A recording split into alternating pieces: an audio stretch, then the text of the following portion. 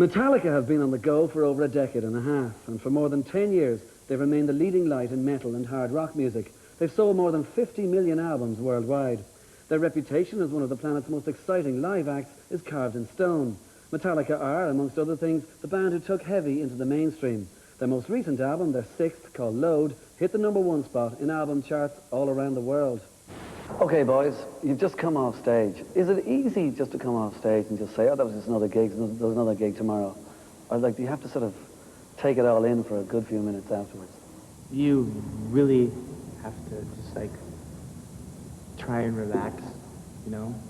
What we usually do is, right after we get off stage, we talk about the show, how it went, what went wrong, what was good about it, what needs to be changed, what doesn't.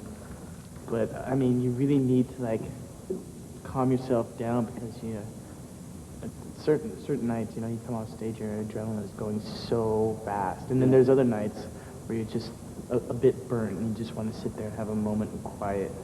Well then, how was it tonight? It was good tonight. It was pretty rocking. I mean, the audience was really good. And, I mean, a lot of the times you'll find that when the audience is good, I mean, we're good. Okay, well then let's talk about the album then. Do you think in some ways that album number 6 in 15 years, Load, is some sort of a creative rebirth, or it's just the next album by Metallica? It's the next record, isn't it? They're all the next album. But you know this phrase like reinvention. There comes a time when everybody has to do it, and the most successful people are those who do it at a certain time, and maybe even leave a few of the old fans behind and take on a few new ones, and are not scared to do that. Yeah, every record we've done something different, always. So it's, I think, part of the reason people look at it like that is because there's a 5 years gap. Yeah. So when you have a situation like 5 years, people start thinking, you know, where have you been? Did you go away and reinvent yourself? Did you go away and rewrite, you know, the formula and all that stuff? And we spent 3 years on the road, took a year off, to spend a year making the record. So I think it's just the continuation. The members are the same, the producer are the same, yeah. The songwriters are the same. It's like, it's pretty much the same. It's just the only thing that's different is we're older. and maybe wiser, maybe not, but older definitely. I mean, you know, I have a problem with this word reinvention. And it sounds so contrived. Yeah, it sounds forced. I mean, all the change that you see has been very gradual over those last 5 years. Right. Yeah. I mean, you know, we weren't formulaic about it. It's just, you know, everyone changes, and we're not, you know, we're not immune to that. The difference is we don't suppress when things start changing in our minds or in our worlds. We don't suppress it. A lot of the other bands in our world, in our genre, if things, you know, the natural progressions, the natural evolutions that happen, they get suppressed because hard rock and heavy metal is such a conservative music genre that change is frowned upon, change is looked down upon. They want to be able to pigeonhole you and keep you in a place. So whenever things change, and every day nature just takes its toll and things just kind of happen, we are one of the few bands that don't suppress that. We advocate it, we love it when things take us in different places and stuff like that. But you guys do what you want to do. We've always done that. Yeah, but a lot of bands don't necessarily do that. I mean, a lot of bands do stick to this formula that I'm talking about. You don't do that, and that's one of the things your fans really appreciate. You know, when you do that, I mean, you keep it challenging, you keep it fresh, and you know, you'll find a lot more enthusiasm in your approach, you know, your everyday approach. I mean, if we were to just stay in this one little just box, we'd stagnate. That would be selling out. Yeah, and we'd also stagnate and probably break up. There probably wouldn't be a Metallica.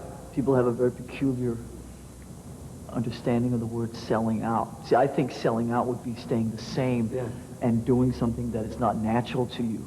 You know, basically, if I give you what you want, then I'm selling out. Then I'm giving you a product. I might as well be selling soap to you or something. You know what I mean? So if we do what we want, then that's pure. Then that's like a pure creative thing. And so I think that's about as far from selling out as you can get. But a lot of people have very different interpretations of what that phrase means. It's interesting. Well then, since you've come back together to get this album together, in other words, from time off, have the songs been from that time, or are there a lot of old songs on the Load album? None of the stuff is old at all. I mean, It's all in the period from the last record. Yeah. The main difference was that it was 4 years since we wrote and created the last record, so there was so many more ideas. The amount of ideas, the whole process of weeding through the ideas took longer because there was so much material. The difference also with this record was we ended up writing about 3 times as many songs as we've ever written before in a songwriting session. This was the first time we didn't write an album. We wrote a bunch of songs. We've always written, here's 12 songs for a record, here's the opening song, here's the ballad, here's, this time we just started writing songs, and 27, 28, 29 songs into it, we had to basically stop ourselves because we could have just kept going.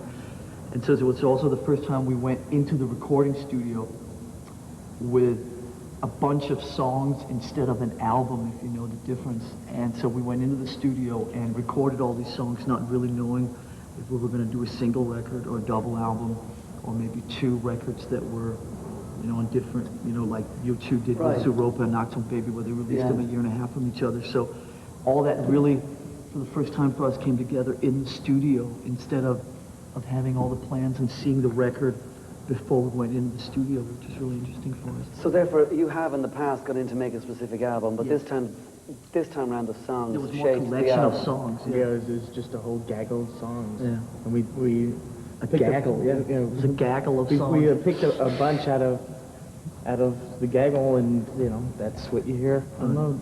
I mean, if then you came in with these songs, is there such a thing as, which doesn't sound to me as though there is because you took time off, is there such a thing as if 15 million albums sell of the Black Album, or Metallica as it's called, the 5th album, does that mean that there's any kind of pressure at all on the next one saying, wow, let's get 20 million for this, or wait, hold on, that won't work for 20 million, there's no Enter Sandman here, what do we do? When you start worrying about things like that, you put yourself in serious jeopardy of like restraining your creative juices. And I mean, it's nonsense to try and compete with your past, or else you'll end up just chasing your tail around. What we've always been interested in doing is moving forward and not letting past accomplishments I think dictate what we're going to do in the future. I think if you're realistic and you can basically tell time on a watch or something like that, I think you'll realize that you will never have more than 1 record in your career that sells that amount of records. So if you get out of bed knowing that to begin with before you even start, then you're not fooling yourself, then you're not chasing some kind of silly dream that's just not going to happen. So if there's one thing we're really good at, being realistic. So we knew that we had that record. We're happy that we had a record like that. But to think that we would have a record like that again, or even try and surpass it, I mean, at the end of the day, it's just numbers on a piece of paper anyway, do you know what I mean? Yeah.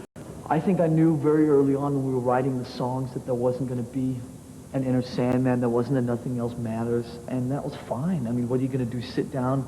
I mean, that's what Bon Jovi's and the Def Leppards of the world, they sit down and copy their successful records and churn out, sort of B-grade versions of them. And I think we knew before we even started that was not for us, that we just had to do the purest, most natural record that we could in 1995, and so we did. Hold on, purest and most natural. I mean, if it's just a natural progression to have album number 6 is now Load, as opposed to the previous one, etc., do you not think there is something a bit more experimental, maybe, in terms of the recording process, in terms of the way you put the album together in Load as the previous albums? Sure, there's a bit more experimental in the approach, but The end there's not a result. contrived thing where you sit down and go, we have to do this, we have to do that, where you sit down and set rules for yourself before you start the process. That's what I mean by it.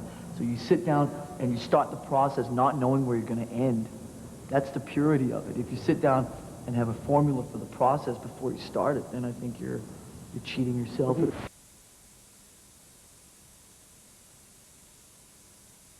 Do you think the time off helps you come back together and be better together and loosen up as people, maybe even? If we didn't have that year off, I think the whole thing could have blown up. Yeah, definitely. I mean, we had been going 14 years without a break, and we had been going, I think, very much in a situation where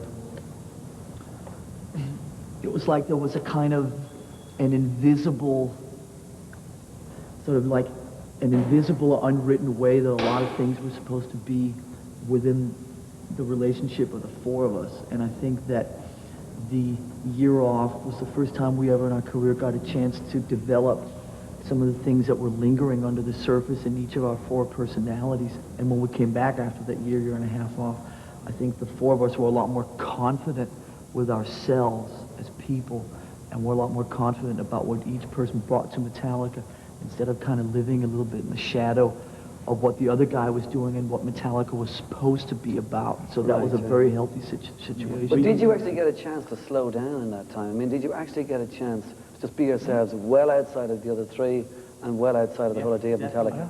I mean, that year off definitely put a lot of things into perspective, and sometimes the only way you can gain any sort of perspective is to step back, I mean, way back from something. And that's basically what we did in that year. And we discovered a life outside the band that we really needed to discover. But I mean, like, everybody needs to take a break to enjoy the fruits of their labor. And if that's the first time in 14 years, I presume you're going to do it again and again and again. Sure. Well, you know... Quite safe to say. Yeah, but I mean, you'll find that when a band is together for a long period of time and intends on staying together a long period of time, you'll find that you need more breaks like that, just to like keep everything together, just so that you don't get burned out on each other. What did you do for the year? What's that? What did you actually do? Play guitar. You just contradicted yourself there. No, I didn't play guitar, and I didn't play drums. I didn't do fuck all. Went traveling. I mean, just totally tried to just get away mentally from everything. A couple of years during the Black Album and the tour was a really stressful time for me, because I really felt that was our one opportunity to really push it, and I could sense that we were sitting on a record that had potential to reach a lot of people. So when that whole cycle was over, I just turned my head off basically for a year and went and traveled a lot and went scuba diving and started getting into a lot of art things and a lot of things. I didn't even care about music for a year. And I tried to also calm myself down and when I would come back to Metallica again, try and be a little less stressful about Metallica and a little less driven and breathe down everybody's backs a little less than I had before. That was kind of, I just set that over and over in my mind for a year. Be less, I mean, under the circumstances, I think we were pretty level-headed. And sure, James had a big accident. He blew up on stage. He kind of had to deal with that for a while. There was some stuff with Guns N' Roses I had to deal with. I mean, there were certain things that came and went, but looking over the fact that you're dealing with a 3-year period of your life, and you're selling 15 million records, and you're in the spotlight every time you walk out of your hotel room, I think we all got through it pretty well. Okay, but you mentioned Guns N' Roses there. That tour was a huge tour. It started off very well. Did you see it falling apart at any stage? Did you see something pretty wrong It started there? falling apart at about the third show. Started falling apart at the first meeting between us and them. Well, see, I want a blimp. Yeah. I won't get into that. It was an undertaking. Very interesting, actually. We were all pretty good friends. Some of us were better friends than others. Their manager came up to me one day before the tour started and said, the best thing about this tour would be if we could all get out of this tour and remain the same level of friends that we were before the tour started. We kind of looked at each other, and both of us, it wasn't spoken, but both of us probably knew right then that would just never happen. That was not meant to be. You could go out and co-headline, get paid the same, play the same amount of time, have the same amount of production, and that type of thing coming off without some kind of explosions going on. I mean, that's just ignorance, but it was fun to try, and everybody lived through it, more or less. When you look back, let's just make a difference here. When you look back when you look at Load now and look back to Injustice for All, do you look at the recording of Injustice for All and say, wow, that actually sounds almost like a demo tape or something compared to what you're doing now? Yeah, pretty much. I do hear those snippets of that album and think, wow, that's one interesting experiment. I used, when you read things from artists when they talk about, I disown that, or, that record wasn't me, or, I hate that. don't I say think, that. no, I hate that. No, I know you're not saying it. Yeah. I just No, think I that's don't want really, you to say that. no, I'm not saying that, because I don't agree with that type of thing. What I think more, when I look back on certain things like that, is I wonder what it was that was going through my head in 1988 that made me walk out of the studio feeling really happy about that record. Because I can guarantee you, when I walked out of the studio in July of 1988 with that record in my back pocket, I was as happy with that record as I was when I walked out of the studio with Load 6 months ago. But you sit and you wonder and you go, wow, what was that about? Do you know what I mean? But you can never second guess that, because if every time you make a record you're 100% satisfied with it, that's the only criteria you should set for yourself. Okay, well then let's talk about the whole idea of what you mean to your fans. I mean, like, the whole connection that you would have, say, on stage when you're doing a gig is so much different to so many other bands around. From the grunge thing in Seattle to whatever happens to be in the last couple of years, maybe on this side of the wave pop, etc. Like, the whole idea of the connection, the whole idea of the stage the way it is, the way every single person is actually part of every song, let alone part of the gig. Like, do you find that some bands, some of the more famous bands, if you like, are just that little bit too cool, and their backs to the audience thing, and just like, hey, if you don't like it, that's cool, but if you do like it, that's cool as well, but we're not going to try and make you be part of this. We're up here doing this, you're down there doing that. Do you know what I mean? Like, that you are so much part of that. Do you find that a lot of that stuff with some other bands is just stupid? It's all in what they want to do. I mean, that's their trip. I mean, I wouldn't agree with it, but I mean, they probably have their reasons for doing it. I mean, with us, we like to get into the fans. I mean, we like to get to them. We like to get in their faces, and we like to establish that intimacy by, creating a stage that enables us to get in their faces and get closer to them. Most of those things, you don't misunderstand this, but most of those things are actually fairly selfish, because they're self-serving. they're self-serving because they are Metallica are self-serving. they are those ideas are self-serving, because what it's not just that we're doing it for the fans and the kids and all that, but we're also doing it for ourselves because it makes it more interesting for us.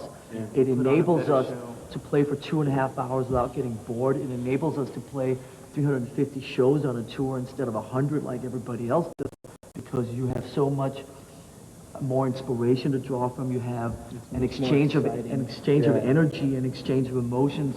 You have eye contact. The whole thing is at a completely different level than conventional concerts. So it's more interesting for them, but it's also more interesting for us. And so a lot of those things would kind of, they work in a sort of in a two-fisted way, is that it's pretty cool for a lot of other people, but you can't take out of the equation the fact that it is, like Kirk says, self-serving, and whatever negative connotations there is to that word, so be it. But I think in the end, everybody wins and everybody makes out better, because it's just more interesting for everybody. Sure. Okay, well, then Load is the current album. You're on this sort of big world tour at the moment.